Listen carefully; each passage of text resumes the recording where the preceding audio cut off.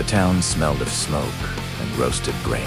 Fires burned in stone pits. Children chased one another between stalls, and the crooked flute answered a drum beneath banners braided with wheat.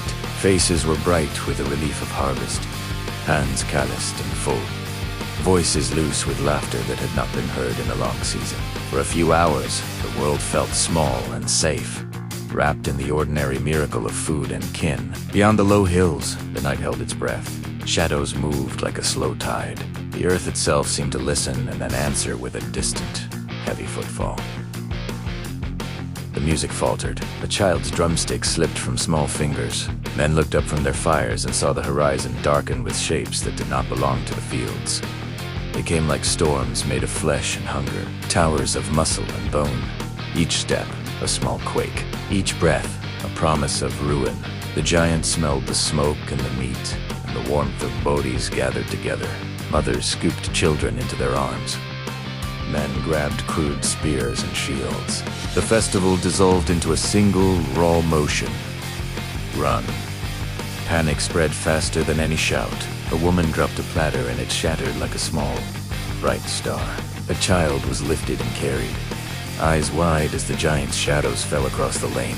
The giants laughed then, a sound like boulders grinding, and the town's laughter died in the dust. A stone cut the air, and the sound of it was a clean, terrible thing. It struck a giant square in the face, and the creature folded like a tree struck by lightning. Bone broke with a sound that made the dogs howl. Another stone followed, true and small, and another giant fell, clutching his jaw and roaring in a language of pain. Silence snapped into place. The giants turned, eyes like pits, and saw him standing at the edge of the smoke and fire. Tirak, not the trembling, beaten thing they had left in the dirt, but a figure carved from the same night. Tall, steady, a spear in his hand and a sling at his hip. He did not move like a beast. He moved like a thing that had been taught to be precise. They had mocked him, called him cow giant, grass eater, the one who would never rise. They had beaten him until the earth remembered his name as a bruise. Now their laughter curdled into a rage that smelled of betrayal. They had expected him to be broken, to be a warning. Instead, he stood between them and the people. Tirak's eyes were calm. His hands were steady. The sling in his fingers sang again and again. Stones like small meteors, finding faces, temples, the soft places where a giant's arrogance left him vulnerable. Each hit staggered a giant. Each fall was a lesson the others had not learned. That size is not the same as skill. That hunger can be mastered. That a spear guided by will can undo a mountain. The giants charged with a slow, terrible certainty of their kind. Tirak did not meet them with a roar. He moved. Footwork became his language.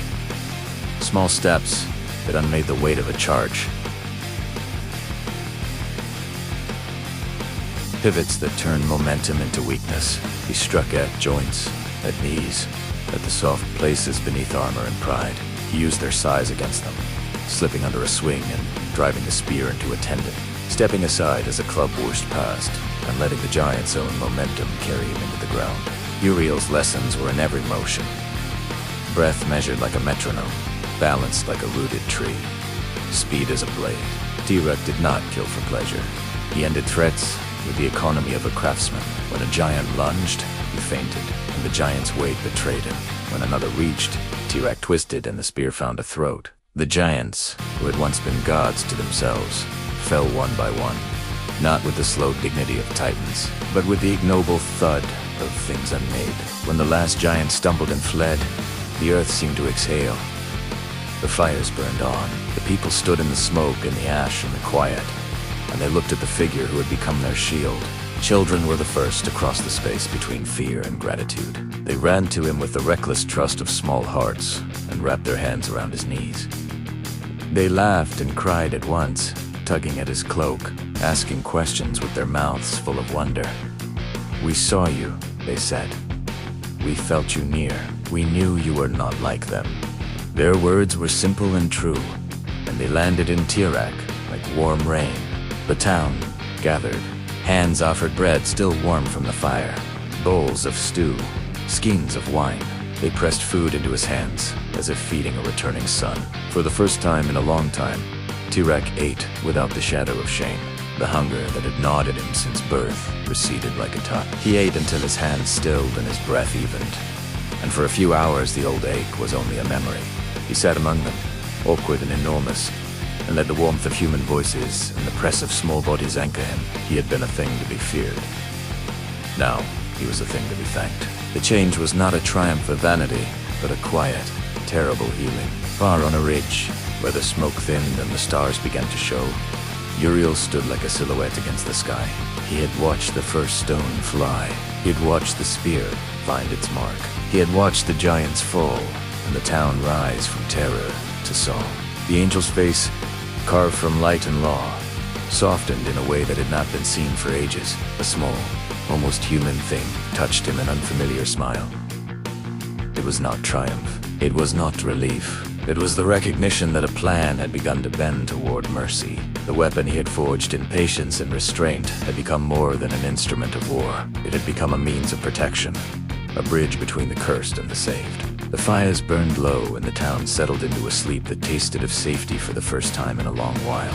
Tirak sat at the edge of the square, the spear across his knees.